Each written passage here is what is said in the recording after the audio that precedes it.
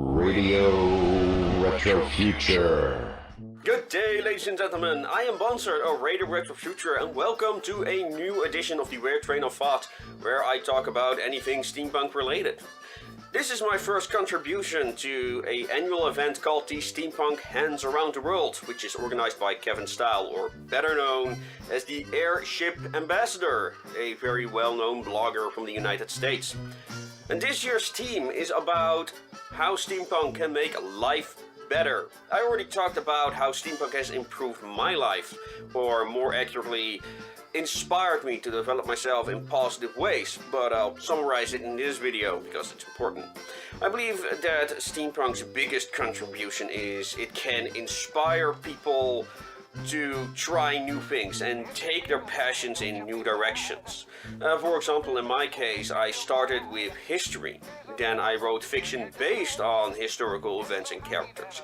Then drove me to go to steampunk conventions and dress up like one, which motivated me to make props and other things for my costumes, and that event, Emporium Furnesque, where I went to, inspired me to blog about it, and now I've taken that to the next level, and now I'm making videos. Some of which I make with one of the two team groups that I manage. All of those skills I taught myself, and of course there are more skills that I really want to develop in order to master all these things, and who knows where that will take me in the future. I see this pattern in the stories that people tell me on my talk show, Radio Retro Future. People starting off with one thing and developing that thing into whole new ventures that require to develop new skills and go to new places, meet new people and see all the stranger things they do.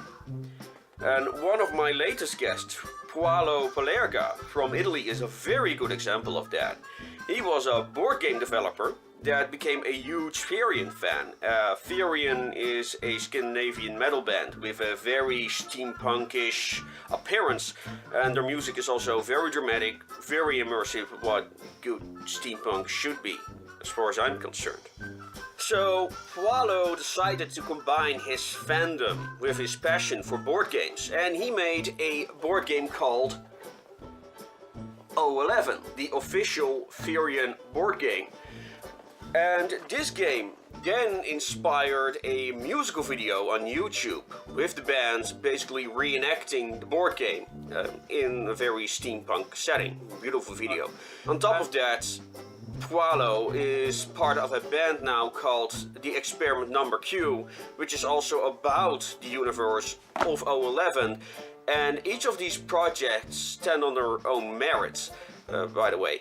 O11 as a game is perfectly enjoyable without being a Furion fan or even a fan of steampunk for that matter. These are just two people. I had dozens of people on my show, and nearly all of them had no idea what they were doing when they started with steampunk.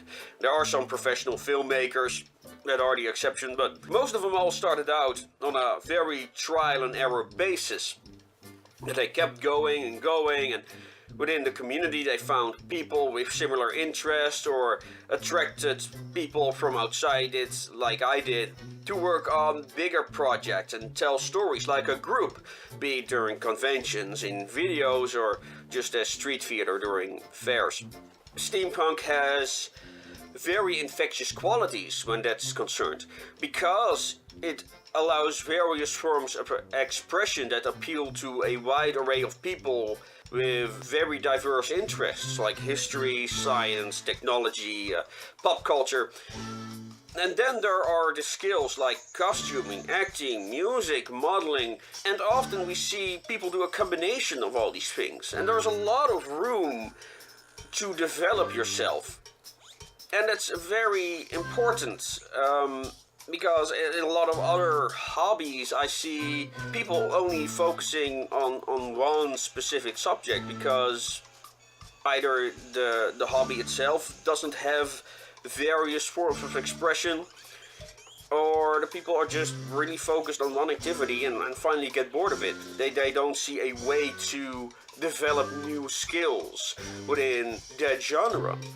And I think that's a very important difference with steampunk, that because it has such a wide array of skills and activities that can be done Within it, the whole family, as it were, can participate. That brings us to the subject on how family-friendly steampunk in general is.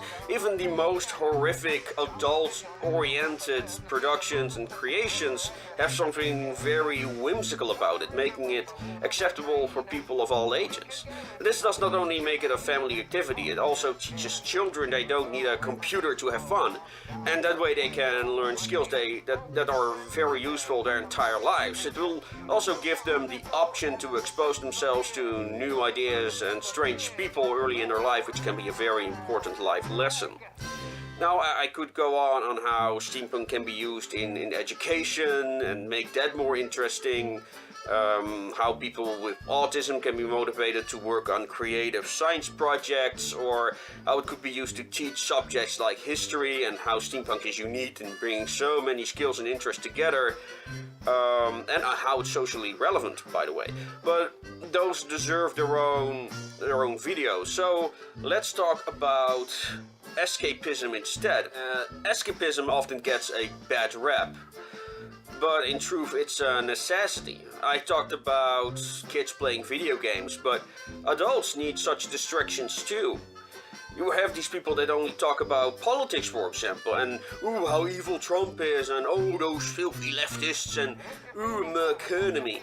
But if I cared enough, I would probably tell these people to get another hobby, because the state of politics as it is in the world is rather depressing. And if you live with only those big issues in which you cannot influence, that can make you depressed. So you need to focus on yourself. You need to focus, more importantly, on the now. Especially people whose quality of life just ain't that great. Could be for any reason, bad health, mental conditions, or other problems. If you are not able to focus on the now and you can only think about all the horrible things that can happen tomorrow or have happened anywhere in the past, that could have bad results for your mental health. Most people are pessimists, unfortunately, and worry a lot.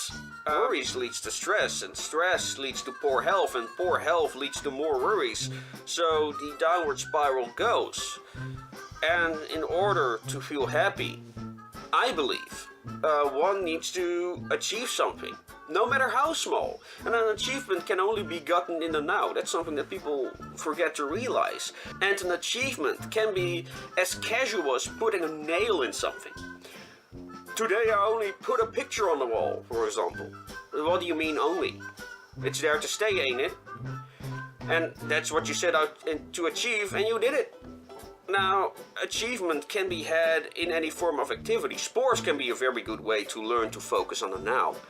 Now I'm running, now I'm building that constitution that I want, burning those calories I want to get rid of. And the same goes for steampunk. And it's something you can do with your entire family. Mom is sewing the clothing, Dad makes the props, and the kids do the painting or glue something together. Yeah, your first try may not be much, but you achieved it together. And objects can last a very long time.